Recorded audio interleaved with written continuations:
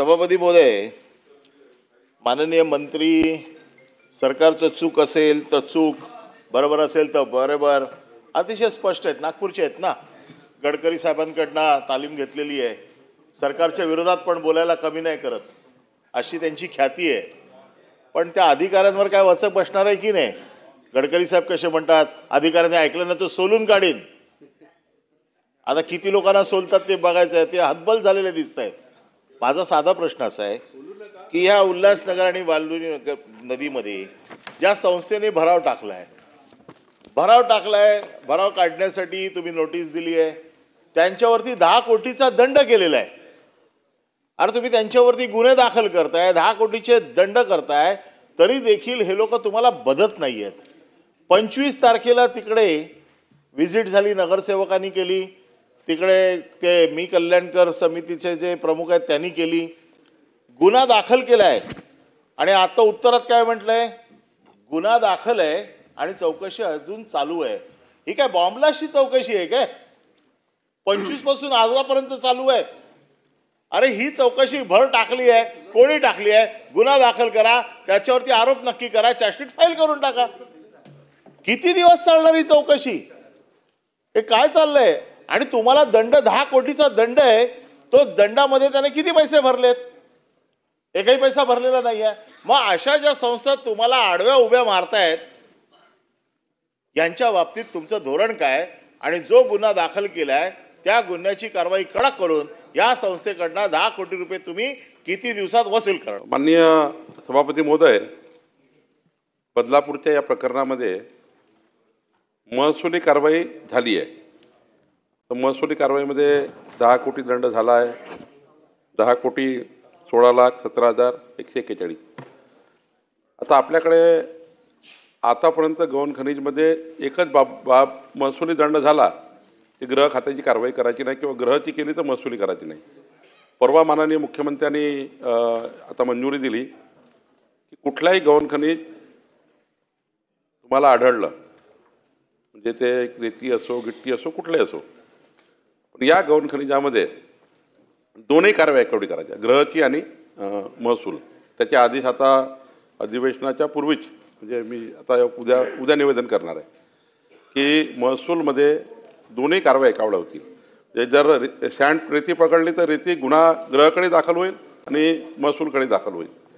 महसूल दंड वसूल करेल आणि गृह गुन्हा दाखल करेल, म्हणजे पोलीस स्टेशन. त्याच्यामध्ये एक सांगतोय पुढचं धोरण, जे मी तुम्हाला विचारलं पुढचं धोरण काय. आता राहिला प्रश्न याच्यामध्ये या संस्थेने काही 10 कोटी दंड भरला नाही, तर खरं तर ही एक सत्संग संस्था आहे आणि तिथे अनुकल चंद्र ठाकूर गुल या नावाने तिथे एक सत्संग भरतो. हे खूप जुने गुरु होते. 1,500 अनुयायी आहे. 4 वेळा तिथे तिथे ते जे नदी काठचा जो त्यांचा जमीन आहे, 10 हेक्टर जमीन आहे, तिथे त्याचा सत्संग भरतो. यांनी तिथे म्हणजे जी वस्तू आहे ती सांगायला पाहिजे आपल्याला. यांच्या शेतात ते पाणी जात असल्यामुळं, पूर्ण त्या सत्संगापर्यंत पाणी येत असल्यामुळं यांनी आपल्या जमिनीतली जी माती काढून त्या बांधण्याचा प्रयत्न केला त्या येणाऱ्या पुराच्या पाण्याच्या भागावर. पण यांनी चूक काय केली, जेवढी आपल्या जमिनीतलं माती उत्खनन केली तेवढी त्यांनी नदीपात्राच्या भागात टाकली, नंतर उचलून मग इकडे टाकणार असं त्यांनी भूमिका व्यक्त केली. त्यांनी म्हणजे अशी त्यांनी प्लान तयार केला. मग या तक्रारीवर एक आंदोलन झालं. या तक्रारीवर, कारण यांच्या जमिनीत जे उत्खनन केलं त्यांनी नदीच्या पात्रामध्ये भराव टाकला, तो भराव पकडला गेला. तर यामध्ये आपण 3 पोकल्यान जप्त केले, कारवाई केली. पण आता ही त्याची सत्संग भजनकुमार राय सत्संग आता ती चालवतात. तिथे आपल्याला एवढंच बघावं लागेल की हा सत्संग जे चालवतात त्यांच्यावर एक ते गुरु आहेत तिथले, त्याच्यावर कारवाई आपण त्या संस्थेवर केली आहे.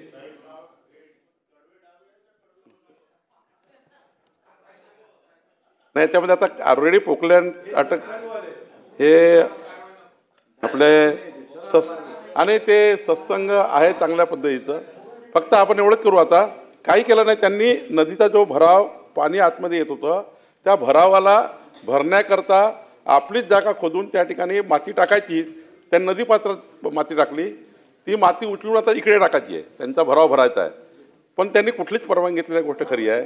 त्याने कुणाचंच त्या ठिकाणी परवानगी न घेतल्यामुळं आपण सारं जप्त केलं. फक्त आता यांना फौजदारी गुन्हा दाखल करणे, त्यांच्यावर फौजदारी गुन्हा दाखल करायचा का की ज्यांनी पोकळ्यान चालवले किंवा त्या कॉन्ट्रॅक्टरवर करायचा, हा एक भाग आहे, तेवढा आम्ही तपासतो.